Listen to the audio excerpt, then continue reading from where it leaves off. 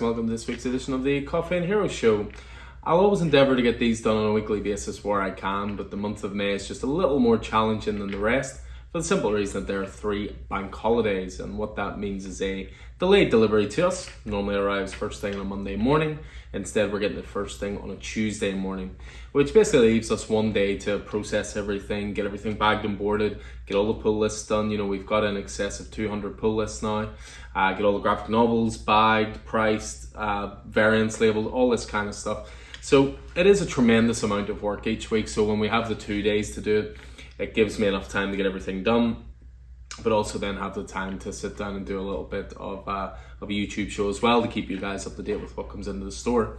So luckily it arrived today around 10:05, so managed to burn through it so I can record a pretty quick show this week. But again, I just like to keep you guys up to date where I can. Before jumping into all the stuff that's come into the store, first of all, a massive thanks to everybody who walked through the doors for Free Comic Book Day. The day was a tremendous success for the store. Record takings for the day, record number of people in the store for the day. We really couldn't have asked for much more, and just a really cool atmosphere the whole day as well. So again, thanks to everybody who came through the door for that. It really was a special day. I'll jump into what we have this week, because as I said, I don't have loads of time here, unfortunately. Normally I could do it on a Wednesday morning, even if it comes to it, but being a father these days and being a very responsible one at that, if I may say so, Wednesdays and Fridays I look after Alfie. So I should say we did also take receipt of a large selection of graphic novels. I bought some ex-shop stock from a store that had closed down. I just didn't quite have time to get it all processed today, so I'll see about maybe doing a separate video on Thursday for that, just to show you the stuff that came in. But I'll focus on, as I say, this week's new releases. Some variants, the single issues going on the racks, and then of course what's new into the store. Variant wise, there's not an awful lot to report, but there is quite a few really nice ones. So first of all, we have Batman White Knight Presents Generation Joker. This is a brand new #1 in the White Knight universe. This is a variant cover done by Mirka Andolfo, who is actually the series regular artist. This is a mini-series akin to the Batman White Knight Presents Harley Quinn one as well. So Sean Murphy has writing credits, but he also co-writes it with his wife, Katana Collins, and then you have a different artist on it, which, as I say, is Mirka Andolfo in this case. There's a brand new Green Lantern series kicking off this week from Jeremy Adams, which looks absolutely fantastic. It's Romanico on art, and you have this absolutely gorgeous Lucio Perillo variant cover for that. We have Amazing Spider-Man 25 this week, which is all geared up to be a very big issue. So they've went all out on their variants. Scotty Young, you just can't beat that. Do love me some Scotty Young baby Marvel stuff. Next up, we have a Ken Lashley symbiote variant cover for Extreme Venomverse. New 5-issue mini-series kicking off this week. And then we finish off, I just got some of these back in stock, which is the Green Arrow #1 foil wraparound variants done by Sean Isaac, and these are just a thing of beauty. So I had the chance to get a few more of those back in, so I made sure to take advantage of that. When it comes to the single issues, I'll just take you through what we've got here. We kick things off with the indie books. Just ignore everything at the front here, believe it or not, that is my pull list. It's a pretty big league. So first of all, we have The Ambassadors #4 in this week. So this is a continuation of the Mark Millar series, different artists on each one. Olivier Coipel on art for issue 4. It's basically all about someone being able to give 6 deserving people in the world superpowers. So how do you choose them? So issue 4 is this week. That's going to be a 6-issue miniseries. We have Animal Castle Volume 2 #1. So this is an Ablaze Comics one, echoes of Animal Farm, that kind of thing. First volume sold very well. We do have the trades, or I should say the hardcovers of the first volume in store. Volume 2 started, I believe that was last week, but we were just like getting our copies in. Black Cloak issue 5. So this is a continuation of the Kelly Thompson miniseries released through Image Comics. We're continuing to get these in, which are the Disney Villains issues, which this week is Disney Villains Scar. So issue 2 for this one. Again, good all ages stuff, and nice to get a bit of a selection of Disney stuff in for the store in terms of comics. Brand new #1 here, which is Ghost Lore. This is from Boom Studios. So you've got Cullen Budd on writing, so you know it's going to be horror based straight away. Leo Max on art for this as well. Looks very, very promising, this one. I'm looking forward to that myself. Issue 2 of The Nasty, the Video Nasty-esque title from John Lees, creator of Sync, of course. Really enjoyed the first issue of this. If you're a kid of the 80s or remember the days of video nasties and video rental stores. And yes, I know I'm sounding very old right now, but it's definitely aimed at that generation. But yeah, cool horror-based title. Good to see a return this week for Old Dog. Continues to be our single biggest indie pull in store. Declan Shelby, of course, writing, drawing, inking, colouring, covers, a little bit of everything. And then we have a new indie title this week from Image, which is Something Epic. This is by Simon Kudransky, who is normally just an artist, but they're writing and drawing this issue. Well known for doing some Punisher stuff, for example. So I'm really looking forward to this. We had this on the previews board a few months back. Next up, we have DC. So DC managed to get a couple of copies back in stock of Batman 900. This was a tremendous issue of Batman. So this is a celebration issue, the end of the Batman of Gotham story arc as well, and a real ode and love letter to the character of Batman in general. I've mentioned it there with regards to the variants, but again, a new White Knight Universe title this week, which is Batman White Knight Presents Generation Joker. So continuing on from the end of Batman Beyond the White Knight. Also stated in the variants, we have Green Lantern this week, so a brand new #1. Great to see Green Lantern back on the shelves. Jeremy Adams writing, who of course is just coming off his Flash run, and Sir Manico on art. We have new Sandman this week, which was Sandman Universe Nightmare Country, The Glass House. Still got 1 or 2 issue 1s up there. Issue 2 out this week. We have Poison Ivy #12, so continuing on with G. Willow Wilson and Marcio Takara's Poison Ivy title, which is as much a Poison Ivy as it is a Harley Quinn title at the moment. And then we finish off this week with the first from this new range, the We Are Legends range, which is spearheaded by Ram V, which his title will be coming along soon, which is The Vigil. But the first one is Spirit World. Alyssa Wong writing this one, and Hanning on the art for that. Move away from there and on to the House of Ideas. So Marvel this week, undoubtedly their biggest title this week is Amazing Spider-Man. So up to issue 25, I think this is what we've all been building towards with the Zeb Wells run. John Romita Jr. doing art in this one as well, which is great to see. Issue 25, whatever happened to Mary Jane? Will we find out? Cosmic Ghost Rider, new issue this week, so issue 3, Cosmic Ghost Rider versus Valkyrie, as it is subtitled. Been a fun series so far from Stephanie Phillips. New Daredevil this week, always a good week. Chip Zdarsky continuing with this. Rafael De La Torre on art. I would imagine Marco Cicchetto, who's been the series regular artist, will be essentially working towards the end of their Daredevil run. Extreme Venomverse, which is a new one this week, so expect to see all different types of Venom, a la Extreme or Edge of Spider-Verse, that sort of style. But yeah, brand new #1 here. We have Ghost Rider this week, which promises to have Danny Ketch come back into it. We're up to issue 14 for everything Benjamin Percy has been building towards. Rogue and Gambit, new issue this week, issue 3.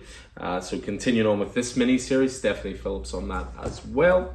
We have Scarlet Witch in this week, should have been last week, was missing from the delivery, so it has arrived this week. Scarlet Witch issue 5. A new Emily Kim scripted Silk title hits the stands this week. I believe it's a 5-issue mini-series as well. Quite a lot of mini-series through the Marvel through the Marvel stuff at the moment. I mean, Spider-Man 2099 Dark Genesis, same thing. Issue 2, going to be a 5-issue mini-series. We have new Star Wars this week, which is Star Wars Darth Vader, as Greg Pak continues to expand his corner of the Star Wars universe. And then we finish off then with Wolverine, brand new issue this week, issue 33. Wolverine versus Weapons of X is the subtitle there. So plenty of good stuff in this week in terms of the new single issues. In terms of trades, combination of some trades, a couple of hardcovers, that kind of thing. So we kick things off with an absolute classic, Chris Claremont, John Byrne, doing X-Men Days of Future Past. Absolute classic, collects X-Men 138 to 141, Uncanny X-Men 142 to 143, and also X-Men Annual 4, which is drawn by John Romita Jr. as well. So one of the best X-Men stories of all time. You're going to see some reprints through here of classic DC stuff. These are the titles that James Gunn was talking about that are going to influence the DC universe moving forward, the movie universe, I should say. So one of those is this one, which is Wonder Woman Paradise Found. So Phil Jimenez is working on this one, and it is a combination of Wonder Woman 171 to 177 by Phil Jimenez, written and drawn. And again, this is apparently going to be quite a big influence on the new Themyscira series that they're doing, exploring the world of Wonder Woman. I got some ones in this week from Avatar Comics, and again, this is just trial and error, you know, seeing the kind of things people are after. But these are slightly thinner trades, very much adult oriented. These are aimed at a more mature audience. So you've got a couple of Warren Ellis ones that kick things off under the title of Strange Killings, but you've also got Strange Killings Strong Medicine, which is a follow-up series there. Also another new one, which is Warrior Nun Dora. Again, these are all, you know, tongue-in-cheek, violent, adult titles. But again, we're just testing the waters here with some of the Avatar stuff, just to see if there is a desire for us to get it in. Trials of X is next up. We're up as far as volume 9. So you've got people working on this one, such as Al Ewing, Benjamin Percy, Jerry Duggan, Zeb Wells, for example. This collects Sword 10 and 11, Wolverine 19, Marauders 26, and Hellion 16 and 17. As ever, trying to keep Sick Tick in stock in the store is always tricky, but I do my best. So 2, 3, and 4 over there. 1 is back in stock, 5 is back in stock. So if you need your Something Is Killing the Children fix, all volumes in stock at the moment. We have Savage Avengers, Escape from Nueva York, which is the David P. Pose taking over on Savage Avengers with Carlo Magno on art. This collects Savage Avengers 6 to 10, volume 2, and by all accounts, I have heard nothing but amazing things about that Savage Avengers run in general. Radiant Black Volume 2 back in stock. We did sell out of the other volumes over the weekend there, so I have 1 and 3 on back order again, so they should be coming soon. But if you are missing Volume 2, back in stock in the store. I'd mentioned before about Avatar. Well, I'm also going to be getting in some Dynamite stuff as well. So this is a collection of steampunk graphic novels, which started out with Legendary, or Derry. Sorry, really bad joke. So Legendary from Bill Willingham, who of course was the writer on Fables and co-creator of that. So this is Legendary, a steampunk adventure. So this collects the 7-issue miniseries. And there was spin-offs from that series. So you had Legendary Red Sonja, and you had Legendary Green Hornet. So again, part of that whole Legendary volume. And again, we're going to be getting more and more Dynamite type stuff in. Again, testing the waters for what people are after. Next up, we have Gotham Academy, the complete collection. This was a fantastic run. Never seemed to hit the heights that certainly Strange Academy has reached. But this was all about Gotham Academy. You know, Damian Wayne ends up getting brought into it at one point. You know, what's it like to be a student growing up in Gotham? I thought that was really, really cool series. That came out for DC around a similar time to Grayson, that sort of era. Another Warren Ellis Avatar one. This is called Creasy, the story of England's greatest battle. So one for you war fans. We have Canto Volume 1 back in stock. Of course, we're big fans of the Little Tin Knight. A Coffee and Heroes. This is the first volume. If Only I Had a Heart. Great all ages title. Best of 2000 AD back in stock, because this is volume 2. We've got volume 1s over there as well. This is always a good way of getting new people into 2000 AD. It's collecting together classic stories and doing its best to make it as user friendly to get into as possible. We have Alien Icarus. This was the 3rd volume. Well, I say 3rd volume, it was its own story in its own right, because this went back. Alien went back to a brand new #1 from Philip Kennedy Johnson, with Julius Ota on art, and this is the complete 6-issue story arc there. Alien Icarus. We have Bone Orchard Mythos, 10,000 Black Feathers. So this was a single issue series that got collected together into the hardcover, very similar to what they did with the first hardcover as well. They're just obviously doing their best to keep it all together, and some people like the single issue format, some people like the trade or the hardcover format. So if that's the case, this is for you. I'd mentioned about reprints coming out for stuff that James Gunn is, says that is going to have influence on the DC Universe moving forward. So 2 of those were definitely Batman and Robin, Batman Reborn. This is Grant Morrison, Frank Quitely on art. I talk about this series in store all the time, but up until this point, it had been hard to get. You know, Bruce Wayne has disappeared after the events of Final Crisis and Batman R.I.P. So Dick Grayson takes on the mantle, and Damian Wayne is the Robin. phenomenal series. This is the first volume, which collects the first 6 or 7 issues of that.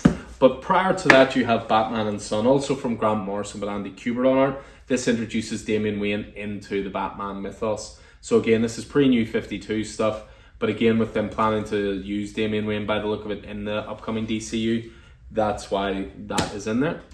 We have Akira back in stock, volume 1. Again, I'm building up all the volumes in the corner of the manga section, making sure we have all 6 volumes for whatever stage you are at.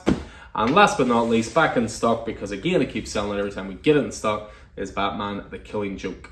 One of the best Batman titles ever. Alan Moore scripted, of course, and Brian Boland on art. But yeah, great stuff right there. So yeah, so that is a very quick jaunt through everything that has come in this week. As I say, if I had a bit more time, I'd go through a few more things, but again, time is a little bit of the essence when it comes to the shows at the moment, certainly when we get those later deliveries. But I hope you enjoyed this. I hope it's proven useful. As I said, it's always nice to know people are missing it if I don't do it.